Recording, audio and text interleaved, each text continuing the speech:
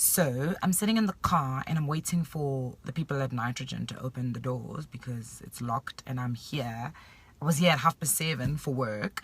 It's my second last day at Nitrogen Advertising. I've been here for 3 years, and yeah, it's like I want to cry, but I also want to celebrate because it's been a great journey for me. And I think for somebody who's only worked formally for just under 5 years, I have achieved so much from being employed by someone else that it brings tears to my eyes. But finally, I think I can share my journey from being a school teacher in 2012 to being a PR slave in 2013 to going back to teaching at a Jewish school where I had to wear dresses every single day, to finally joining Nitrogen, to being promoted within 3 months of me being here from account executive to account manager, and then straight from account manager to account client services director in just under 3 years. And yeah, it's been a great journey, but I'd like to tell you guys a little bit about it. So I'm going to make a series of these things. I'll tell you guys about buying my first car, how it felt, and buying my first flat that I'm renting out, buying my second flat that I'm renting out, then finally buying my house that I actually live in.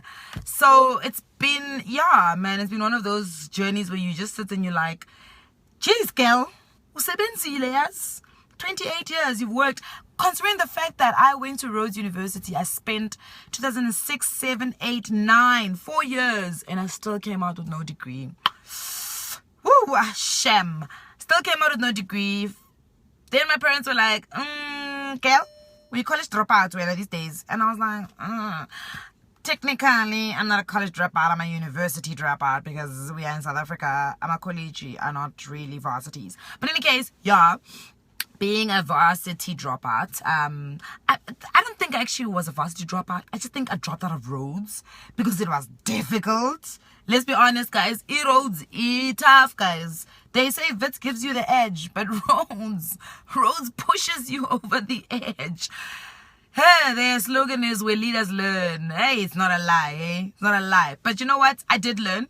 Even though I didn't get a degree, I am a leader and I did learn. So tick for learning. So yeah, man, after leaving Rhodes University in 2009, I came to Johannesburg, fresh, clean, and I was like, okay, not fresh maybe, but certainly ready to take over the world. And yeah, Joburg was different. It was different at that time. I was sleeping on my sister's couch. This is 2010, sleeping on my sister's couch. Fast forward to 2016, and I'm living in my own house in Bryanston, and it's just like, what? How did all this happen? But you know what? It happens. It's not a dream. It really does happen to people like you and I, ordinary people. I mean, I'm just a young girl from Epushi. Do you know how far Bushbuck Ridge is, guys?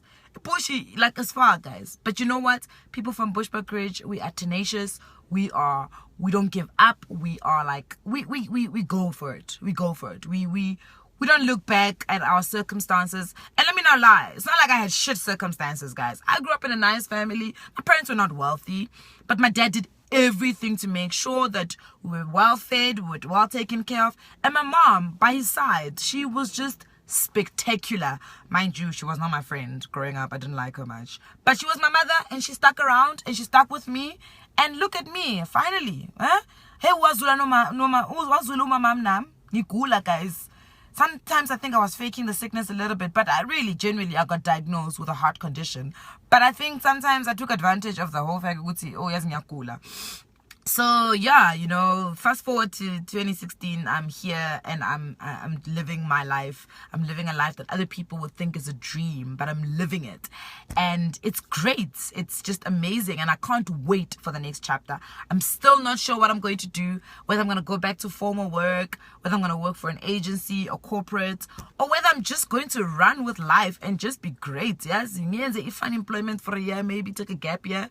There's a thing called a gap year, guys. I know it's like a luxury for us black kids, but like there's a thing called a gap year. And sometimes, just sometimes, a gap year is very needed. And I think maybe that's something I would do. You know, just thinking back to how I used to sleep on my sister's couch in Forest Hill.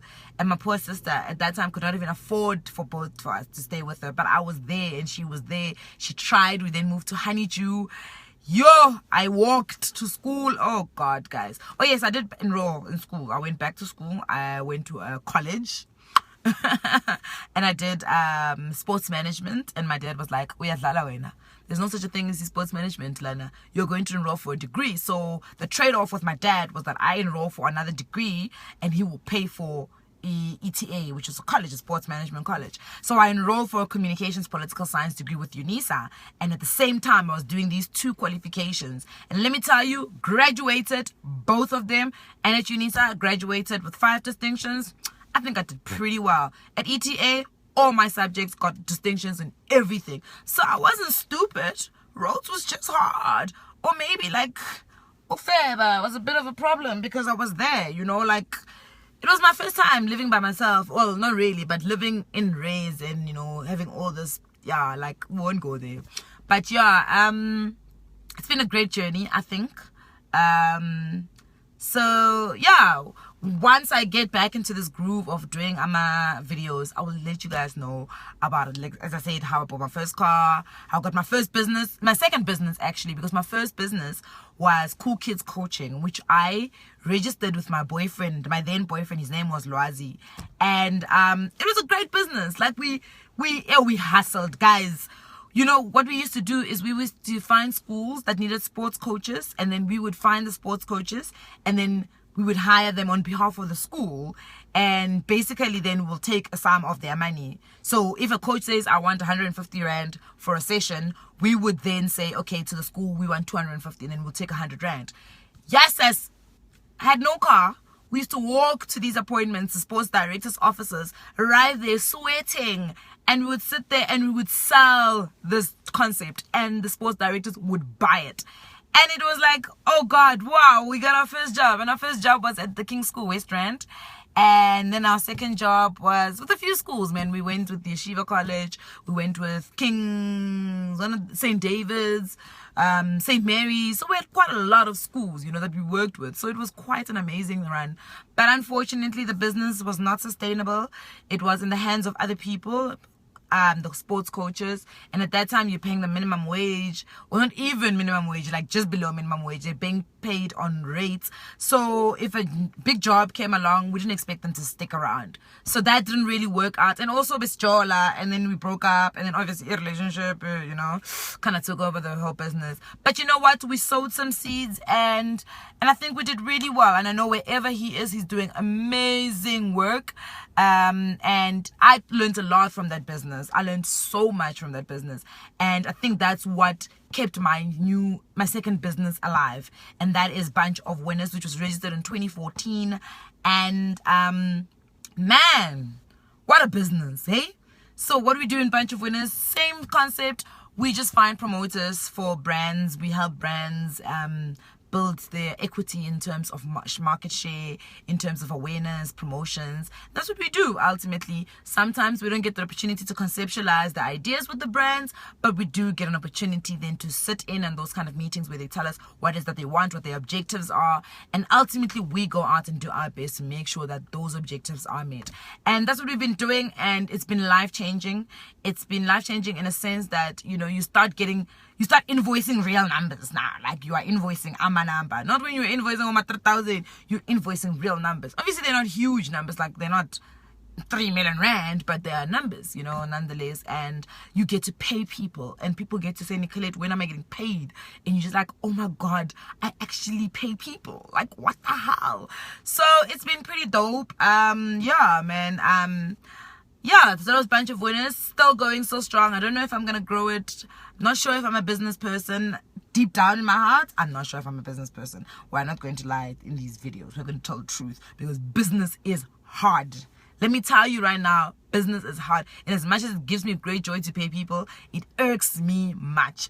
People can be they can be rude, they can be impatient, they can be everything. Like, yeah, I'll tell you guys the stories about a bunch of winners in my team and the people that have just made my life a living hell. Sometimes you don't even get your invoices paid. Oh God. So yeah, but yeah, let's keep it locked on Baraka Masadi.